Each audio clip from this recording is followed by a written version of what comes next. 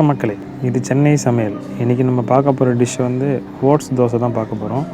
இதுக்கு என்னென்ன தேவைன்னு சொல்லிட்டு நம்ம முதல்ல பார்க்கலாம். ஓட்ஸ் ஒரு 100 கிராம் எடுத்துக்கலாம். அரிசி மாவு ஒரு 50 கிராம் சேர்த்துக்குங்க. 2 டம்ளர் தண்ணி ஊற்றிக்கலாம்.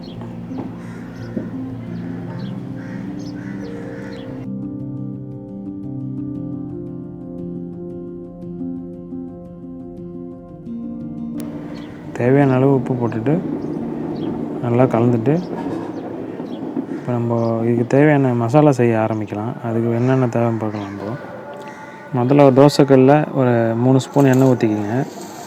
1 ஸ்பூன் சீரகம் போட்டுக்கலாம்.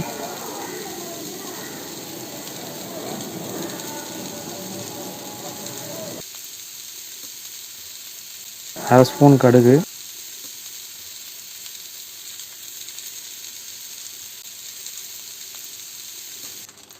1 ஸ்பூன் உளுத்தம்பருப்பு,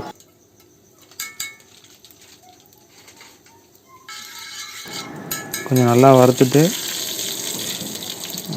காரம் தேவைன்னா எக்ஸ்ட்ரா கூட போட்டுக்கலாம். நம்ம தேவையான அளவு பச்சை மிளகாய் போட்டுக்கோங்க. முதல்ல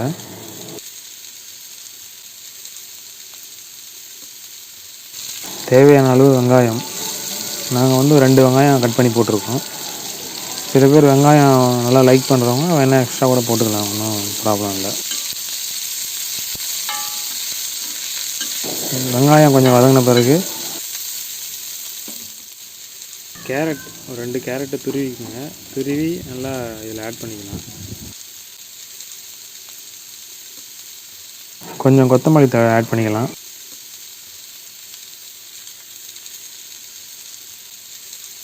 டீ பார்த்திங்கன்னா மிதமான சூடு வச்சு நல்லா பொறுமையாக வதக்குங்க. ஏன்னா தீஞ்சிச்சுன்னா நல்லா இருக்காது.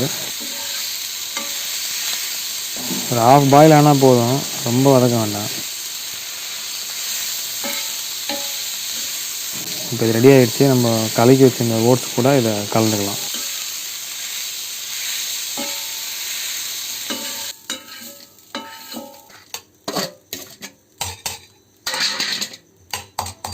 ஓகே, இப்போ இது நல்லா கலக்கிட்டு நம்ம தோசை சுட ஆரம்பிக்க வேண்டியது தான்.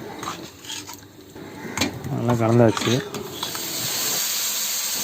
இதுவும் பார்த்திங்கன்னா நம்ம தீ கம்மியாக வச்சு பொறுமையாக வேக விடுங்க.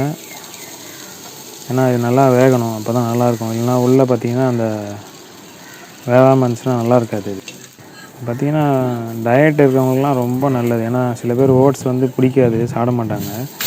இந்த மாதிரி செஞ்சு சாப்பிட்டாங்கன்னா கண்டிப்பாக பிடிக்கும் அவங்களுக்கு. வந்து பிரேக்ஃபாஸ்ட்டாக எடுத்துக்கலாம். இதை வந்து ரொம்ப நல்லது உடம்புக்கு. ஏன்னா கேரட்டும் இதில் சேர்த்துருக்குறோம். அதுவுமே ஃபைபர் கண்டென்ட் அதிகமாக உள்ள இதுதான். அதனால் உடம்புக்கு பார்த்திங்கன்னா ரொம்ப நல்லது இது.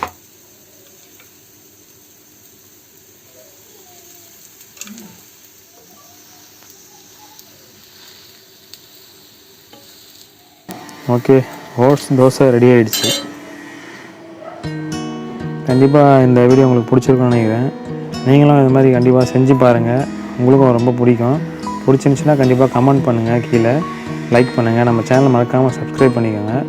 நம்ம புதுமையாக நிறைய குக்கிங் வீடியோ பண்ணலான்னு இருக்கோம். கண்டிப்பாக சப்ஸ்கிரைப் பண்ணிக்கோங்க. நம்ம ரெகுலராக வீடியோஸ் போடுவோம். அப்போ தான் உங்கள் நோட்டிஃபிகேஷன் உடனே வரும்.